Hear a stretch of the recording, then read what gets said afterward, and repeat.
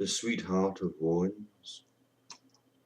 Hmm, what would I prefer among these freedoms of bones? An icebox mind of mindfulness, or a sweetheart of Warrens?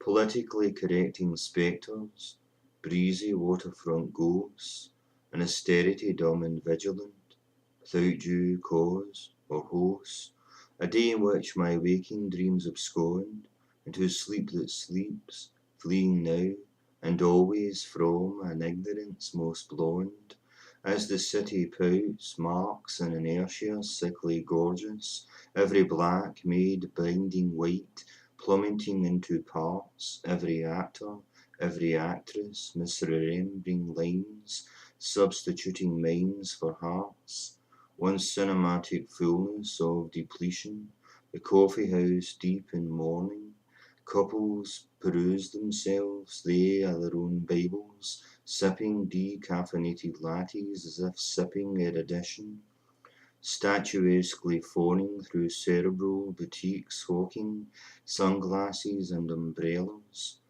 Some seek personal fortune tellers, some seek cosmopolitan deliverers. Not enough emotion, maybe too much. Silent only for myself, I cultivate a hush of rivers. It is numbingly elementary to be inspirited through touch, through these swarms of my dear Watsons and Sherlocks, Holmes, Dionysies and Auroras, and my asthmatic hands. I am just one of many tourists, visitors in their own homes. I am trying my best to summon the sweetheart of Warrens. Where in hell is my Hierophant? Perhaps he's out to lunch. Is he busy Christmas shopping? Is he lost upon some hunch? Is he going down into where the sweetheart of Warrens contracts and then expands? Her non-requited lover without a single foot or inch above electric bulletins, the things that do not die, an insolence of windows broken whose fragments scream then sigh, bombs that juggle clouds regurgitate a generation of nights refracted through palms of fire and the spills of Arctic eyes. Oh, babe, with your French countenance, your designer purse, your cultural Marxist yin and yang, I am desperate now to sample the utter sweetness of your fang, but then later I will crave some chocolate chip ice cream. Such blessing is like a curse, but no curse is like a blessing.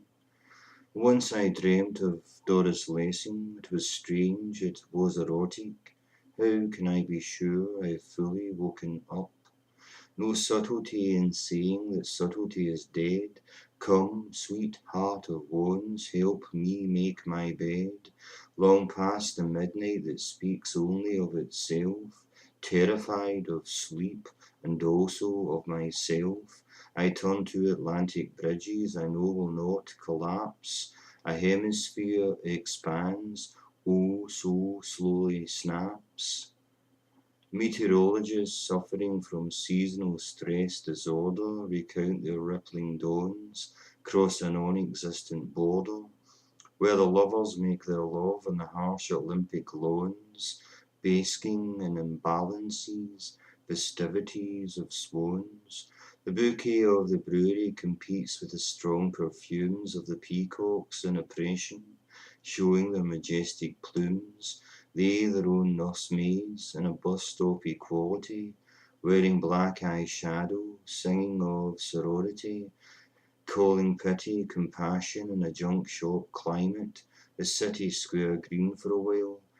PC de raisons revolves around solstices so thin, they destroy your tour de force, undermine your discipline, and once in a while a series of overtures run concurrently, a reveal that comes only in the mystery in which the mystery remains.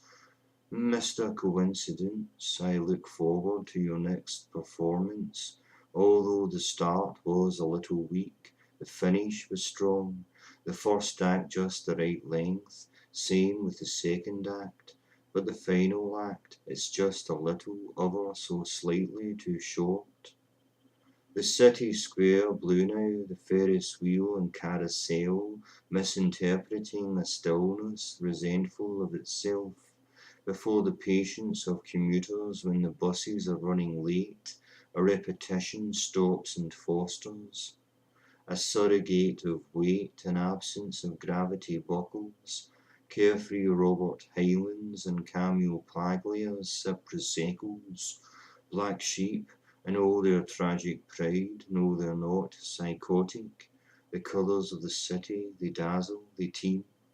Poe is wrong, right, no dream is just a dream, a street deprived of shadows, one envious of other streets, where insults are delicious and apologies are bland, a nexus of alarms, a marching band, or a memory of men that once saved this place from tyranny, elongating because it must, because it has to, or else vanish like the coins from the hand of a vagrant.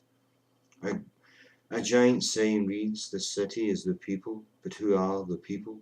'Tis not you nor I. What masks these faces thought impossible to mask?